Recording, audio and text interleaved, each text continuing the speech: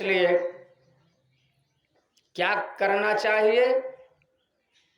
यष्टाक्षरम जपेन मंत्रम द्वादशाक्षरमेव च। निर्भय होकर के घर से थोड़ी सी दूरी पे जाकर के रहने की आदत डाले, अथवा घर पर भी यदि रहते हैं तो घर वालों से चिपकने का, उनके संग में ज्यादा रहने का प्रयास न करें, क्योंकि मन चिपकेगा तो मृत्यु बिगड़ेगी। और शालिग्राम शिला का विधिवत पूजन करना चाहिए, उनके चरणोदक का पान करना चाहिए, निर्भय होकर के ओम नमो भगवते वासुदेवाय मंत्र का जप करना चाहिए।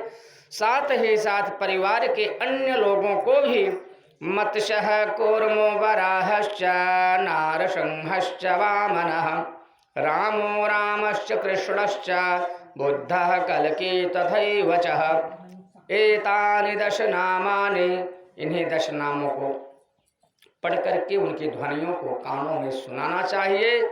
साथ ही साथ यमराज जी आज्ञा करते हैं अपने किंकरों को, दूतों को, कि अच्युतम के समम राम नारायणम कृष्ण दामोदरम वासुदेवम हरिम श्रीधरम माधवम गोपिका वल्लभम जानकी नायकम रामचंद्रम भजे। इन नामों का उच्चारण जो कर रहा हो, वैसे धर्मात्मा पुण्यात्मा जीवों को यमलोक नहीं ले आना है, नहीं तो हमारी यमपुरी सोनी हो जाएगी। इसके साथ साथ में प्यारे कथा प्रेमियों, मृत्यु को सुधारने के लिए, मृत्यु को मंगलमय बनाने के लिए बहुत से उपाय भगवान विष्णु गरुड़ जी को बतलाते हैं। जैसे कि एकादशी, व्रतम गीता, गंगाम्बु तुलसी दलम, विष्णोः पादाम्बुनामानि मरणे मुक्तिदानि च। ये मुक्ति देने में समर्थ है। कौन कौन? एकादशी, व्रतम, गीता। एकादशी का व्रत रखना चाहिए उस रोगी को जब जान जाए 5-6 महीने ही शेष है तो। अभी एकादशी का अगर साधारण अर्थ बताए, जो जिस नियत से आप लोग व्रत रहते हैं, वह अर्थ कि एकादशी का व्रत रखना है तो एकादशी के दिन 24 घंटे अन्न का त्याग, और दशमी के एक दिन पहले द्वितीय बेला से त्याग, और द्वादशी के दिन प्रथम बेला तक अन्न जल का त्याग करने से एकादशी व्रत साधारण नियमानुसार मान्य है, पूर्ण हो गया। लेकिन हम तो ये कहते हैं कि हमारे संत महात्मा यमलात्मा विमलात्मा निराहार निर्जला व्रत रहते हैं, फिर भी युग बीत जाते हैं, मुक्ति नहीं हो पाती है। इसलिए एकादशी व्रत का वास्तविक अर्थ क्या है, तो इसको बताने के लिए 5 कर्मेंद्रियां हैं, 5 ज्ञानेंद्रियां हैं और 1 मन, इन्हें मिलाकर के एकादशी की संख्या पूर्ण होती है।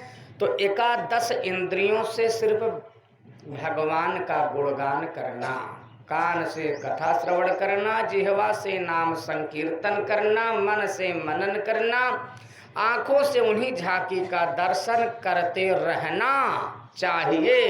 इस नियम के अनुसार जो चलता है, दिन भर में 5 बार भी यदि आहार लेता है, उसका एकादशी व्रत पूर्ण माना जाता है। बोलिए गरुड़ पुराण की। ये एकादशी का शुद्ध अर्थ है।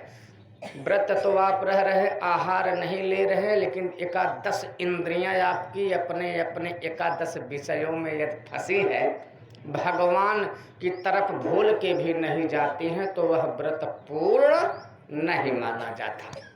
अरे मेरी दृष्टि की बात छोड़ो, वो किसी भी संत महात्मा और शास्त्र की दृष्टि से नहीं मान्य है। बोलिए गरुड़ पुराण की। गीता, गीता जी का पाठ करना चाहिए रोगी को स्वयं।